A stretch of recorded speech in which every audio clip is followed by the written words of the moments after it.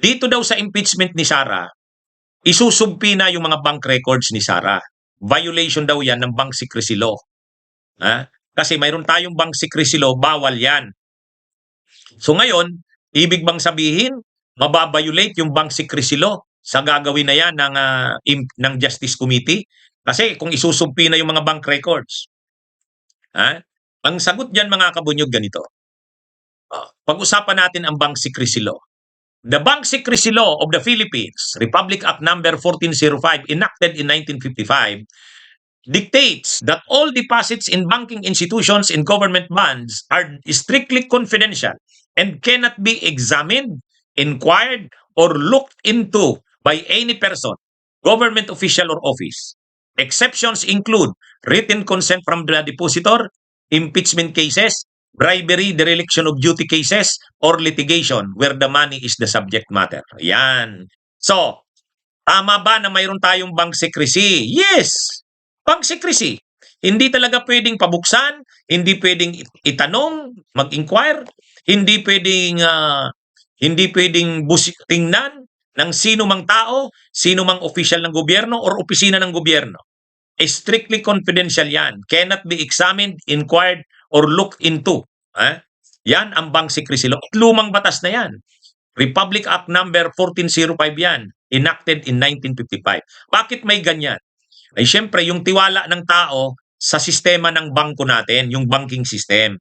Para ka, confident ka, may tiwala ka na hindi naman malalaman ng iba ang mga deposito mo sa bangko kasi sikreto mo rin naman yan, mayroon tayong bank secrecy law. Ayan, okay? Kaya lang, tingnan nyo naman ang nakalagay. Yung secrecy ng bank deposits ay may exceptions. Anong exceptions? Written consent from the depositor. Ibig sabihin yung waiver, di ba? Madalas natin, kapag winave ng depositor, pwede yon. Pangalawa, impeachment cases. Impeachment cases. Bribery and dereliction of duty cases. And the litigation where the money is the subject matter. Yun. So, hindi naman absolute yung hindi pwedeng pakialaman ang deposito sa bangko. Or hindi pwedeng alamin. Hindi pwedeng inquire. Hindi. Mayroong exceptions. Okay. Ito pa. Key aspects of the Bank Secrecy Law, RA 1405. Coverage. Covers all deposits of whatever nature. Savings, current, time deposits, and government bond investments. Exceptions. So, ito yung importante. Yung exceptions. Ano yung pwedeng buksan? Una, written permission. The depositor provides written consent. Second, impeachment. In cases filed against public officials. Malinaw hindi sinasabi na kailangang trial. Hindi.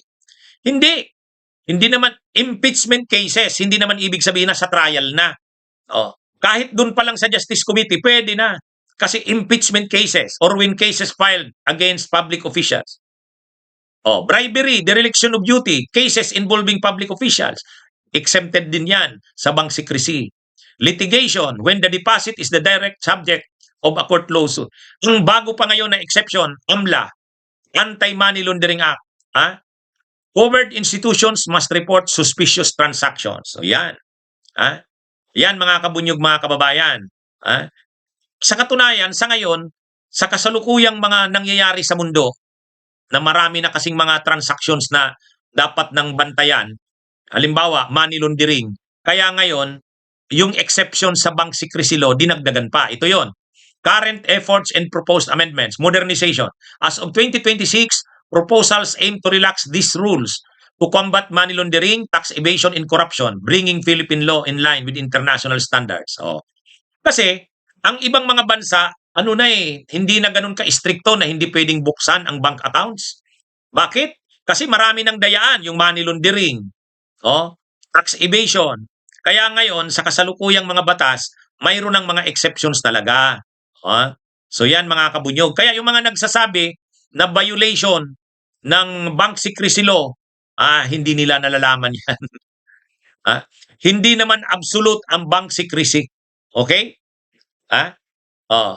Kaya ano yan mga kabunyog, yung sinasabi ng mga DDS na nababiolate daw ang bank secrecy, kapag pinabuksan ang bank accounts ni Sara Duterte, nakita nyo naman yung exception. Isa sa mga exceptions ang impeachment. Isa sa mga exceptions ang ano, ang impeachment. Nandoon, binasa ko mismo sa inyo. May resibo tayo. Kaya kapag mayroong impeachment cases, hindi pwedeng i-invoke yung bank secrecy. Kasi anong silbi ng impeachment kung may mga bank secrecy na yan? 'Di ba? Ang pinag-uusapan sa impeachment lalo na kapag korupsyon, mga deposito sa bangko, o di dapat malaman yun. Kaya nga 'di ba, yung mga deposito sa bangko ni Chief Justice Corona, pinabuksan yun. Pinabuksan yun yung justice ay yung niya, yung bank accounts niya. Bakit? Bakit? Kasi yan allowed yan. Ang impeachment ay exception sa bank secrecy law. Paano mo mapapanagot ang mga opisyal ng gobyerno kung hindi pwedeng buksan ang kanilang mga bank accounts? So exempted ito. Exempted ito. Ngayon, yung sinasabi ng mga DDS, kasi ang sinasabi nila, pagka ganyan, mawawala na daw ang tiwala ng mga tao sa banking system. Kasi pwede na palang buksan ang mga bank accounts namin, ay wala na. So mawawala na daw na tiwala, magkakaroon daw ng epekto sa ekonomiya ang impeachment ni Sara. Wow, palusot nyo naman. Palusot nyo naman.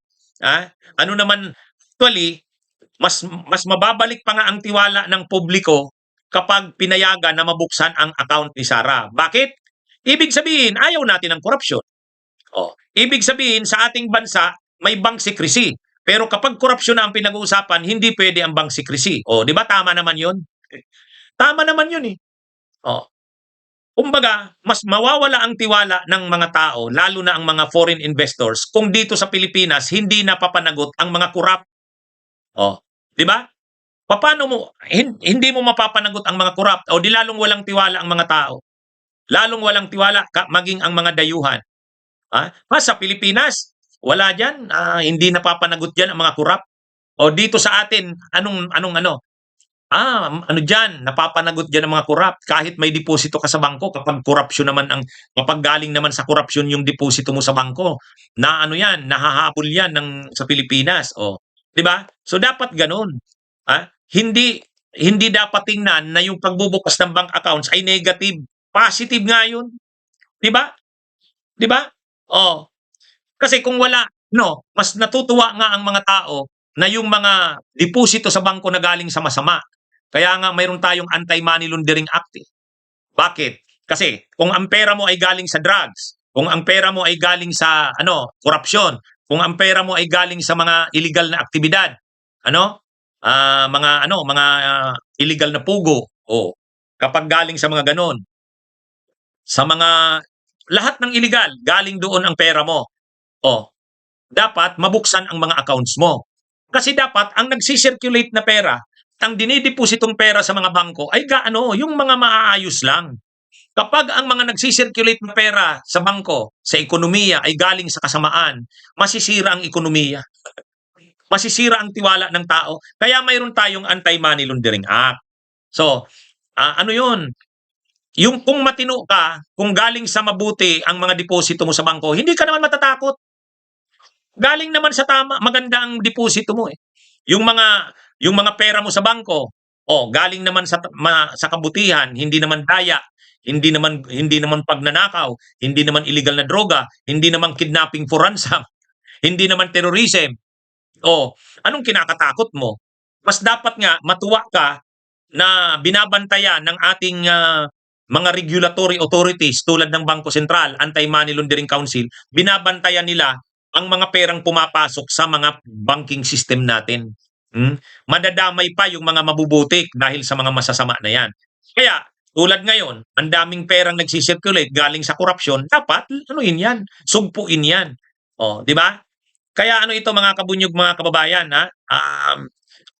itong sinasabing ito na makakasama sa ekonomiya ang impeachment ni Sara, lalo daw pag binuksan daw yung bank accounts, hindi totoo yan. Kabaliktaran, mas matutuwa ang mga negosyante, mas matitino ang mga mag-i-invest sa Pilipinas kapag nalaman nila na ang korupsyon ay hindi natin tinutolerate sa bansa natin. O di ba?